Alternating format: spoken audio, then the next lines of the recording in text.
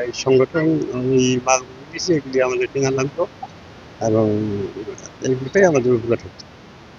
এইভাবে আমরা তো গরিব মানুষ, এই জন্য মনে করেন আমরা রোজা মাসটা চলতে পারবো না, কিছু কিনতে পারি না এই জন্য।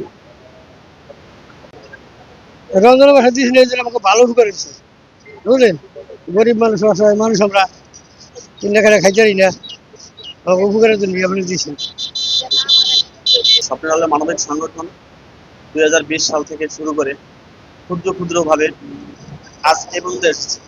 গত 2024 সাল থেকে আমরা প্রতি বছর ইফতার সামগ্রী বিতরণ করা শুরু করেছি। 24-25 ইফতার সামগ্রী বিতরণ করা হচ্ছে, 26-এ এসে আমরা গত বছর প্রায় 200-র উপরে ইফতার সামগ্রী বিতরণ করেছি, আজকেও 200-র উপরে ইফতার সামগ্রী বিতরণ করা হয়েছে।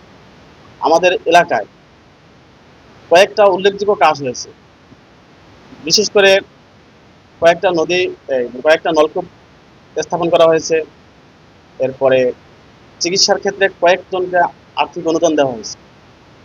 উল্লেখযোগ্যভাবে 5-7 জন লোক খুব বিপদগ্রস্ত হয়ে আমাদের কাছে আসে, তখন থেকে প্রত্যেকটা মাসে একটা না একটা করে চিকিৎসা খাতে তাদের জন্য সহায়তা করা হয়। এবং কি আগামী রমজানের 15 তারিখে, এই মাসের শেষের দিকে আরেকজন ক্যান্সার আক্রান্ত রোগীর অপারেশন হবে, তার জন্য আমরা আর্থিক সহযোগিতা করব। আমাদের সংগঠনের পক্ষ থেকে তাকে 50,000 টাকা ডোনেশন দেওয়ার মতন একটা প্রস্তাব রাখা হয়েছে। এবং এই স্বপ্নের আলো মানবিক সংগঠন শিলাচর ইউনিয়নে তথাকথিত চরলক্ষ্মীপুর ওয়ার্ডে প্রত্যেকটি পরিবারের, প্রত্যেকটি মানুষের মুখে মুখে একটি নাম রচিত হয়েছে, সেটা হলো স্বপ্নের আলো মানবিক সংগঠন। আগামীতে আমাদের এই কাজ অব্যাহত থাকবে ইনশাআল্লাহ। এবং কি আগামী মাসেও আমরা একজন ক্যান্সার আক্রান্ত রোগীকে 50,000 টাকা ডোনেশন দেওয়ার প্রতিশ্রুতি দিয়েছি, সেটাও আমরা দিতে পারবো বলে আশা করি। আজকের ইফতারি দিয়েছি, যেটা হলো রমজানে অসহায় ব্যক্তিরা অনেকে আছে, দেখা গেল তারা সময় মতো ইফতারের সময় আসে, তারা অনেকে ঘরে ইফতার নাই, অনেকে আফসোস করে যে খেতে পারতেছি না, অনেকে অনেক ফল ফ্রা দিয়ে ইফতার করে।